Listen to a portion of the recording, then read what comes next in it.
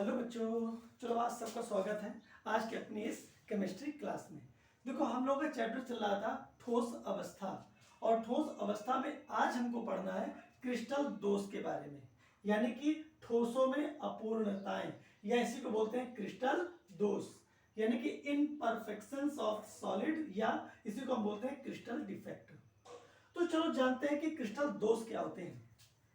देखो कोई भी क्रिस्टलीय ठोस होता है वो छोटे छोटे कणों से मिलकर बना होता है, और कण क्या होते हैं, सभी विमाओं में नियमित क्रम पर व्यवस्थित रहते हैं। अगर कण सभी विमाओं में नियमित क्रम में व्यवस्थित हैं तो हम उस क्रिस्टल को बोलेंगे आदर्श क्रिस्टल। किंतु अगर क्रिस्टलीय ठोस में उपस्थित सभी घटक कण सभी विमाओं में नियमित क्रम में व्यवस्थित नहीं है तो इस दोष को हम बोलते हैं क्रिस्टल दोष। तो यहां पे हम थोड़ा सा समझने की कोशिश करते हैं। देखो ये एक कोई क्रिस्टल जालक है। इस क्रिस्टल जालक में हम क्या देख रहे हैं कि घटक कण, हमने ऐसे घटक कणों को प्रदर्शित किया है। इस क्रिस्टल जालक में क्या है, घटक कण व्यवस्थित है, और देखो सभी दिशाओं में देखो नियमित क्रम में व्यवस्थित है। तो ये क्रिस्टल कैसा है, ये आदर्श क्रिस्टल है। इस क्रिस्टल में कोई भी दोष नहीं है। किंतु यहां पे अगर हम इस क्रिस्टल की बात करें तो इस क्रिस्टल में क्या है, देखो सभी घटक कण सभी दिशाओं में नियमित क्रम में व्यवस्थित नहीं है। अगर हम देखें तो यहाँ पे देखो ये कण ऐसे, ये यहां तक आई, ये देखो ये देखो पूरी लाइन, पूरा लाइन डिस्टर्ब है ना, यहाँ पे लाइन में डिस्टर्ब है ना, ये दोष लाइन की वजह से है ना। तो यहाँ पे जो दोष है इसको हम रेखीय दोष बोलेंगे। लेकिन ये क्या है, इस क्रिस्टल में दोष है कि नहीं, तो इसको बोलेंगे क्रिस्टल दोष। कभी कभी क्या होता है कि कोई भी क्रिस्टलीय ठोस हो उसमें जो घटक कण हैं वो घटक कण व्यवस्थित होते हैं, लेकिन उनके बीच में कुछ ऐसे घटक कण होते हैं जो अपनी जगह पे होते ही नहीं है, उनकी जगह पे रिक्ति होती है, खाली जगह होती है। तो ये भी एक प्रकार का दोष है, इसको भी हम क्रिस्टल दोष कहते हैं। कभी कभी क्या होता है कि घटक कण अपनी स्थिति पर उपस्थित न होकर ये जो बीच में खाली जगह होती है, ये खाली जगह है जिसको हम अंतराकाश बोलते हैं। इस खाली जगह को क्या कहते हैं, इसको बोलते हैं अंतराकाश। तो ये कण अपनी जगह पे ना होकर अंतराकाश में चले जाते हैं। तो यहाँ पे भी देखो क्रिस्टल में दोष है, इसको भी हम क्रिस्टल दोष बोलेंगे।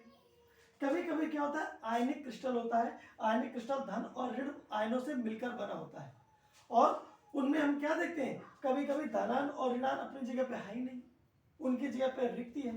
तो ये भी एक दोष है, इसको हम क्रिस्टल दोष बोलेंगे। और यहाँ पर ये एक क्रिस्टलीय ठोस है, इसमें क्या देख रहे हैं, धनायन अपनी जगह पे ना होकर अंतराकाश में उपस्थित है। इसको अपनी जगह पे होना चाहिए, लेकिन यहाँ पे ना होकर अंतराकाश में उपस्थित है, तो ये भी दोष है। तो इन सारे दोषों को हम बोलते हैं क्रिस्टल दोष। तो क्रिस्टल दोष समझ में आया, कोई भी क्रिस्टलीय ठोस जिसमें उपस्थित सभी घटक कण सभी विमाओं में नियमित क्रम से व्यवस्थित नहीं होते हैं, तो इस कमी को हम बोलते हैं क्रिस्टल दोष, इस अव्यवस्था को बोलते हैं क्रिस्टल दोष। अब देखो यहाँ पे हम देखते हैं, ये जो क्रिस्टल दोष होता है ये तीन प्रकार का होता है। रेखीय दोष, लाइन डिफेक्ट, इलेक्ट्रॉनिक दोष, इलेक्ट्रॉनिक डिफेक्ट, और बिंदु दोष, पॉइंट डिफेक्ट। देखो रेखीय दोष क्या होता है, कोई क्रिस्टलीय ठोस है उसमें घटक कण सभी विमाओं में नियमित क्रम से व्यवस्थित हैं। तो ऐसी व्यवस्था में एक कमी हमें देखने को मिलती है कि घटक कण क्या होता है, पूरी लाइन की लाइन में साफ, मतलब लाइनें नहीं है, या लाइन है तो उसमें अनियमितता है। तो ऐसी दोष को हम बोलेंगे रेखीय दोष। अगर कोई क्रिस्टलीय ठोस है, उस क्रिस्टलीय ठोस में कि जो घटक कण है, घटक कणों की पूरी रेखा की रेखा ही अव्यवस्थित हो, तो हम उसको बोलेंगे रेखीय दोष। जैसा कि यहां पे हम देख रहे हैं, ये रेखीय दोष का उदाहरण है। ठीक, यानी कि ये इसका चित्र है, तो इस चित्र का भी वहां पर उपयोग कर सकते हो।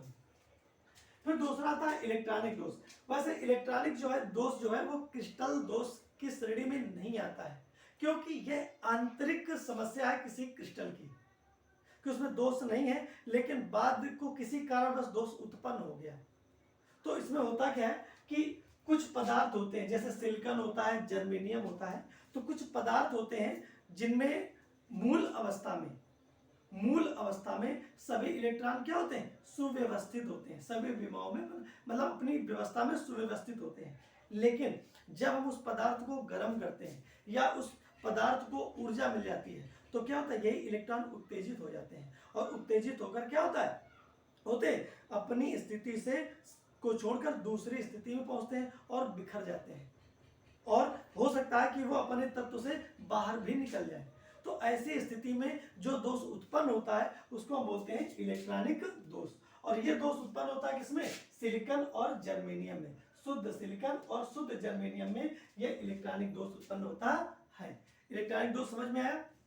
कोई भी पदार्थ है उसमें इलेक्ट्रॉन मूल अवस्था में होते हैं, ग्राउंड स्टेट में होते हैं, लेकिन जब पदार्थ को हम ऊर्जा देते हैं तो इलेक्ट्रॉन ऊर्जा पाकर उत्तेजित हो जाते हैं और अपनी मूल अवस्था को छोड़कर उच्च ऊर्जा वाली अवस्था में जाने लगते हैं। ऐसी अवस्था में क्या होता है कि इलेक्ट्रॉनों की अव्यवस्था हो जाती है क्रिस्टल में, ठोस में, पदार्थ में। जब इलेक्ट्रॉनों की अव्यवस्था हो जाती है तो इस अव्यवस्था को ही हम बोलते हैं क्रिस्टल दोष। और इस दोष को हम क्या बोलते हैं, इसको बोलते हैं हम इलेक्ट्रॉनिक दोष। फिर इसके बाद में तीसरा आता है बिंदु दोष। अब बिंदु दोष या पॉइंट डिफेक्ट। बिंदु दोष क्या होता है कि कोई भी क्रिस्टलीय ठोस है, उसमें सभी घटक कण चारों विमाओं में, मतलब उसके घटक कण सभी विमाओं में, तीनों विमाओं में क्या है, व्यवस्थित है। लेकिन होता क्या है कि ऐसी व्यवस्था में कभी कभी दोष ऐसा होता है कि घटक कण अपनी जगह पे है ही नहीं, विलुप्त है, गायब है। यानी कि उस बिंदु पर, जिस बिंदु पर घटक कण को होना चाहिए उस बिंदु पर घटक कण नहीं है। तो ऐसी स्थिति में जो दोष होता है उसको हम बोलते हैं बिंदु दोष। एग्जाम्पल के तौर पर देखिए, जैसे ये घटक कण सभी दिशाओं में देखो, सभी विमाओं में देखो क्या है, व्यवस्थित है, लेकिन क्या है, एक घटक कण देखो अपनी जगह पे नहीं है। जब क्रिस्टल बना होगा या क्रिस्टल की स्थिति ऐसी बनी होगी तो वहां पे क्या हुआ, यहाँ पे घटक कण नहीं आ पाया, यहाँ पे रिक्त स्थान रह गया उसका। तो यहाँ पे ये देखो दोष जो है ये बिंदु दोष है। यहाँ पे अगर देखें तो यहाँ पे घटक कण इस जगह पे होना चाहिए लेकिन यहाँ पे ना होकर अंतराकाश में चला गया। तो इस बिंदु पर होना चाहिए लेकिन ना होकर अंतराकाश में चला गया, तो यहाँ पे भी ये बिंदु दोष है। यहाँ पे जो घटक कण है यानी कि आयन, आयन भी क्या है, धन आयन और ऋण आयन अपनी जगह पे नहीं है, क्रिस्टल में है ही नहीं, इनकी जगह पे रिक्ति है, तो यहाँ पे ये बिंदु दोष ही कहा जाएगा। और यहाँ पे आयन, धनायन जो है अपनी जगह पे ना होकर अंतराकाश में उपस्थित है, तो यहाँ पे जो दोष देखने को मिला है ये भी बिंदु दोष है। इनको हम पॉइंट डिफेक्ट या बिंदु दोष कहते हैं। तो अगर कोई क्रिस्टलीय ठोस है उसमें घटक कण सभी विमाओं में व्यवस्थित है, ऐसी स्थिति में यदि कोई कण अपनी जगह पे उपस्थित ना हो, उसकी जगह पर रिक्ति हो, तो ऐसे दोष को हम बोलेंगे बिंदु दोष। क्या बोलेंगे, बिंदु दोष। अब यहाँ पे जो बिंदु दोष है इसको अगर हम देखें तो ये बिंदु दोष भी तीन प्रकार का होता है। एक होता है स्टाइकियोमेट्री दोष, एक होता है नॉन स्टाइकियोमेट्री दोष और तीसरा होता है अशुद्धता दोष। अब देखो यहाँ पे स्टाइकियोमेट्रिक दोष का मतलब क्या होता है, कोई भी क्रिस्टलीय ठोस है, मान लेते हैं कोई क्रिस्टलीय ठोस आयनों से मिलकर बना हुआ है, तो क्रिस्टलीय ठोस में जो भी क्रिस्टल जालक है, जैसे ये क्रिस्टल जालक है आयनों से मिलकर बना हुआ है, तो इसमें धन आयन और ऋण आयन उपस्थित है।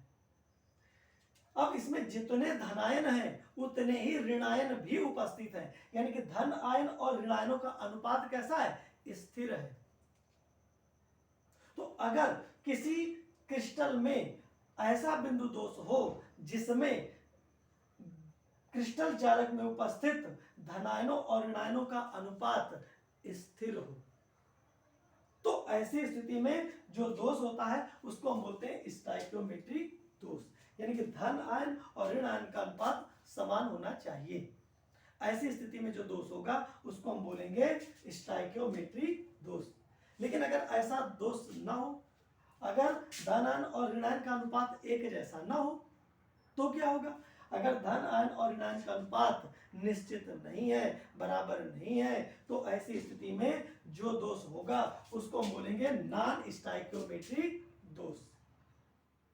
तो अगर धनायन ऋणायन का अनुपात समान है तो स्टाइकियोमेट्रिक दोष, धनायन और ऋणायन का अनुपात समान नहीं है तो नॉन स्टाइकियोमेट्रिक दोष होगा। फिर इसके बाद में आता है अशुद्धता दोष। अगर कोई क्रिस्टलीय ठोस है वो शुद्ध अवस्था में, उसमें कोई दोष नहीं है, लेकिन जब हम कोई दूसरा पदार्थ थोड़ी मात्रा में मिलाते हैं तो क्या होता है, इसमें दोष उत्पन्न हो जाता है। ये जो दोष उत्पन्न होता है इस दोष को बोलते हैं अशुद्धता दोष। तो यहाँ पे हम स्टाइकोमेट्रिक दोष, नॉन स्टाइकोमेट्रिक दोष और अशुद्धता दोष, जिसको हम इम्प्योरिटी डिफेक्ट भी बोलते हैं, तो ये सब भी हम पढ़ेंगे। तो बिंदु दोष